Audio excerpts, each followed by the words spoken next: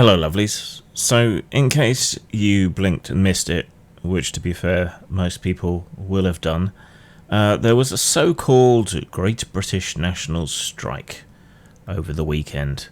This wasn't a punk album launch, it wasn't great. I would like to be able to say it wasn't very British, it certainly wasn't national, and it very much wasn't a strike. It was an attempt by Britain's far right to hijack and abuse a bunch of issues to try and fool a whole mess of people into supporting their agenda. It was supposed to be a nationwide, people-powered pushback against everything wrong with the current UK government right now. The cost of living issue, energy bills, benefit cuts, and a bunch of vaguely defined injustices, conspiracy theories, and of course, immigration, which was their main actual focus, as became very apparent on the day. The turnout? Minimal. Minimalist, you might even say, like a protest organised by Mary Kondo. The one that I'm showing above this voice track is the one in London, which was the biggest, as far as I've been able to see. You may have seen the equivalent to these protests shared about online. You know, you see a meme about taking care of our veterans, or celebrating Victory in Europe Day, or Remembrance Sunday, or some other relatively innocuous shit. Shareable words of some kind. Some sort of bon mot, or inspirational poster. Those sorts of things. You know, you see those, maybe you unthinkingly share one, and then suddenly your feed fills up with far-right memes and hate. This has become a tactic of the British far-right. They use this kind of shareable, sort of faintly patriotic content, which is adjacent to their actual beliefs in some way, and then they kind of parasitize onto it with their actual message. They even have been known to edit things after they've gone out, when that works, and that varies by platform, in order to shift the message. So you might reshare something about supporting our veterans, or the sacrifice our soldiers made in World War I, only for the message to change a little time down the line to something about hating immigrants.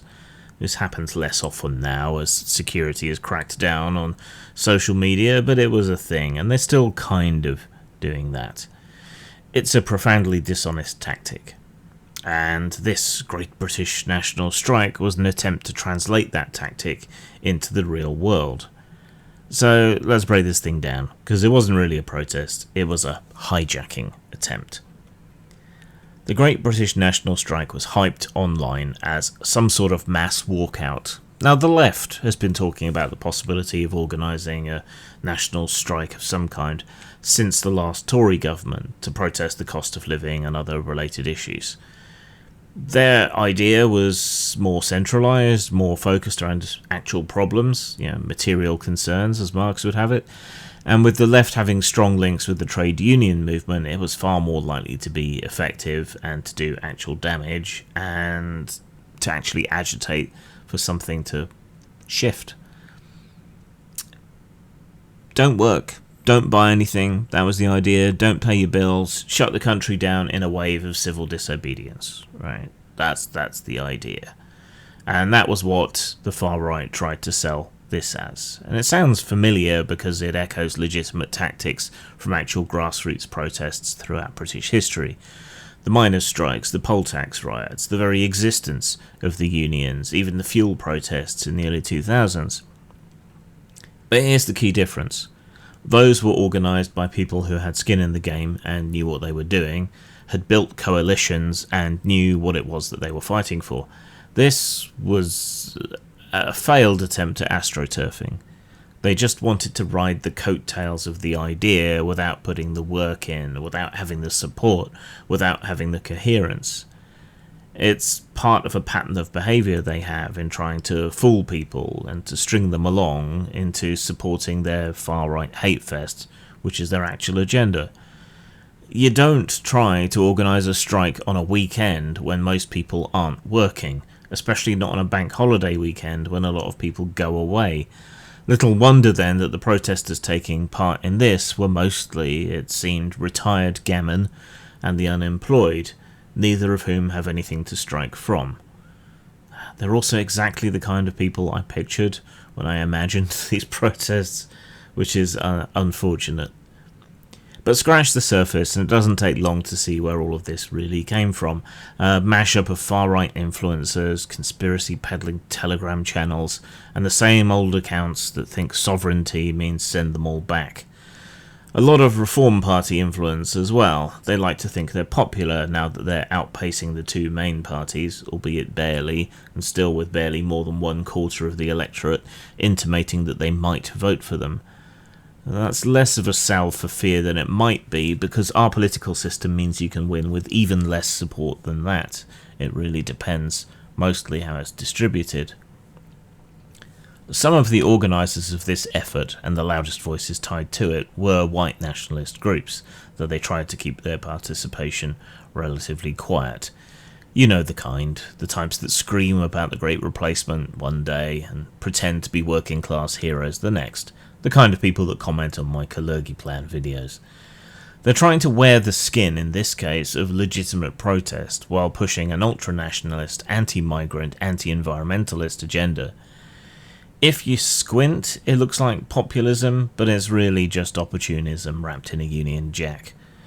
One glaring example of that, apart from the Sieg Heils being thrown around at several of the protests, was saying that in part they were protesting against the disability cuts, because that is a popular issue, whilst actually abusing disabled people in the vicinity of their protests as having lives not worth living, as occurred, again, more than once. And the irony is, you can see in the video footage, some of them clearly are claiming disability benefits.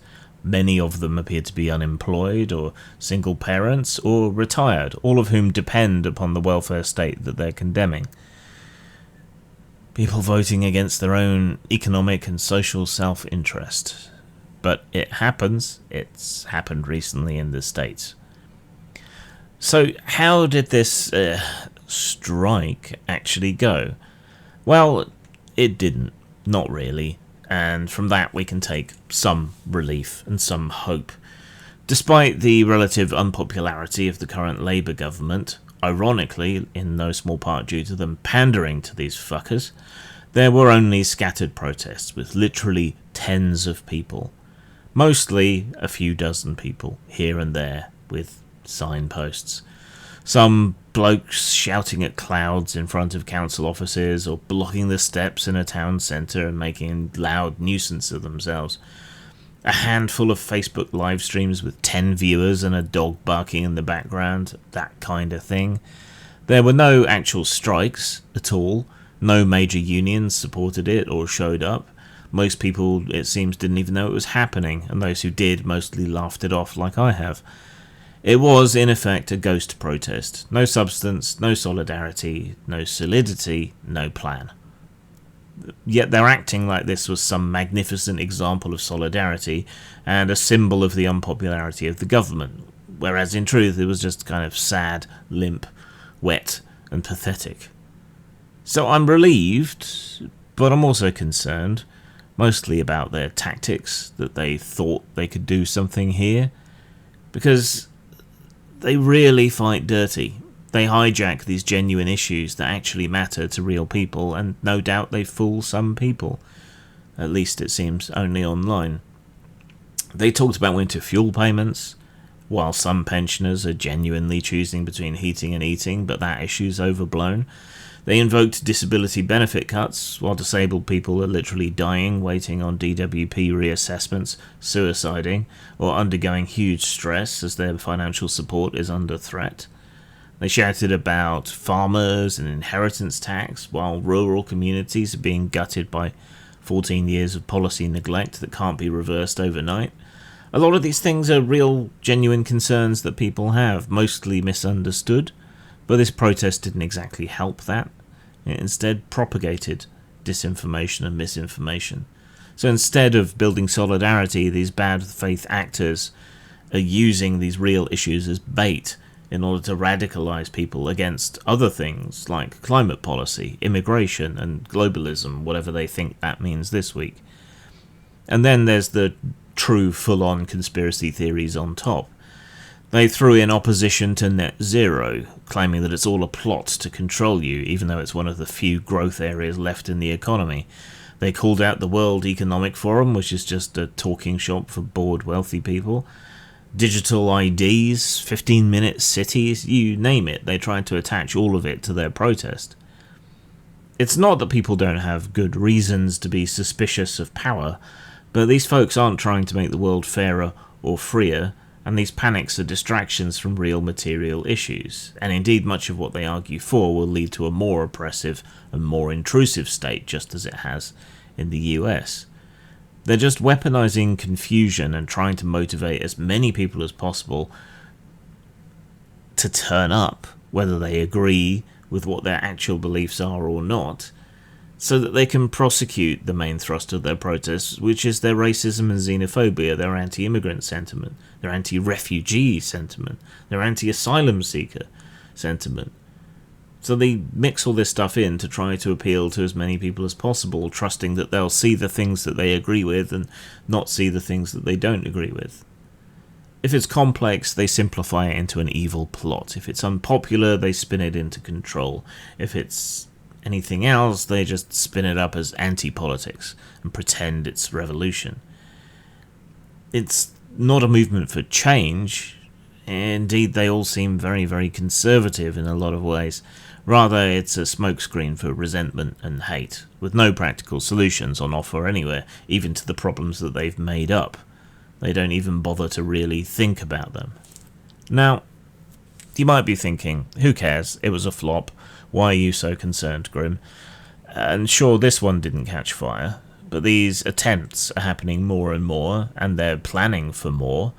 They might get bigger. They might concentrate their literally tens of people in each city across the country all in one place, which will make a larger crowd, and seemingly a more influential one.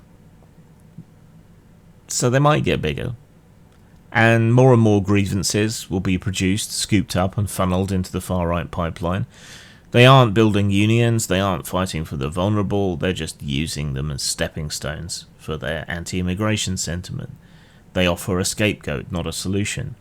And they're occupying the spaces that the mainstream political parties are offering little or nothing to, except the odious Reform Party, and even they are a little too timid for these people. And while they failed to pull off a mass uprising of any kind, they do continue to seed doubt, division and confusion and draw people into their webs of misinformation, especially online. And that's why you have to keep calling it out for what it is. That work never ends and is never ending. This action on their part isn't just a failure, but it's a deliberate attempt to poison the well of real protest as well, in support of things that might actually need addressing, because people who have real concerns about real issues will now think twice about joining any protest in case it's another racist front. So yeah, the Great British National Strike wasn't great, wasn't national, wasn't really a strike. It was a pathetic, risible, damp squib. But it was a reminder that if we don't stand up for legitimate protest, and if we don't separate it from people like this, if we don't ensure that it's clean, others will come along and wear its skin while pushing something much uglier, much older underneath. So keep your eyes open, keep your principles intact, and for God's sake, don't get your politics from Telegram, GBBs, or Facebook memes from Patriot pages. Patriotism is the refuge of the scoundrel. Zang. Machinations of the Space Princess is an old-school RPG with a sci-fi setting. The rules are familiar and at once innovative. Opened up so you can play literally any alien species you can envision. Purchase it at RPG Now or Lulu.com.